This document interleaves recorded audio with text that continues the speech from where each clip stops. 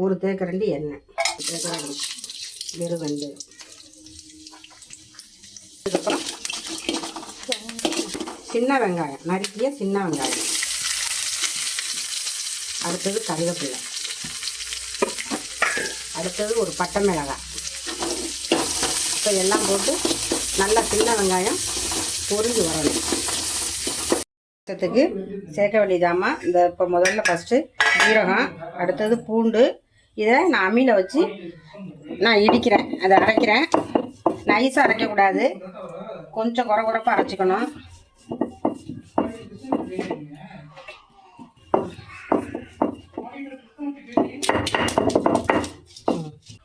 இந்த ஜீரகமும் பூண்டு இடித்து வச்சதை அதில் போடணும்.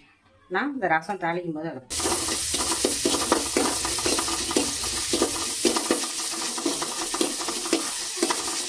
வெந்தய ரசம் நல்லா டேஸ்ட்டாக இருக்கும்.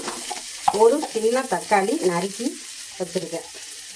புளி ஒரு தொலை, ரொம்ப புளி இல்லை, ஒரு தொலை புளி, ஒரு தக்காளி நறுக்கி வச்சுருக்கேன். இப்போ ரெண்டையும் ஒன்றா பிசைஞ்சு விட்றேன். தக்காளி புளி ரெண்டும்.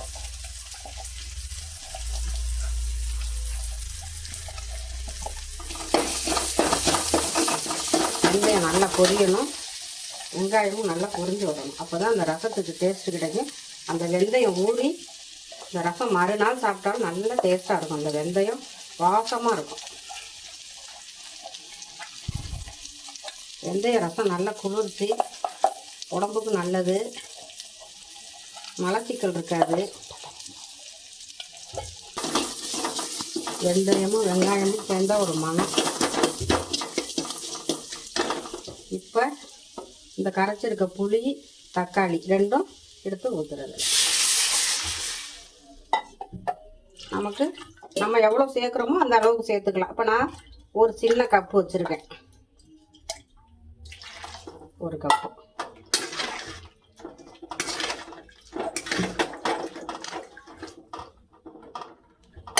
இப்போ நான் மிளகு சேர்க்கலை. ஏன் சேர்க்கலைன்னா இந்த வெந்தயத்துக்கு மிளகு சேர்த்தா அதோட டேஸ்ட்டு தெரியாது.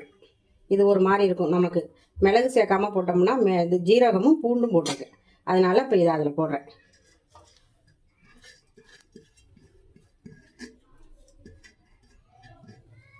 இப்போ தேவையான அளவு உப்பு, போடுறேன்.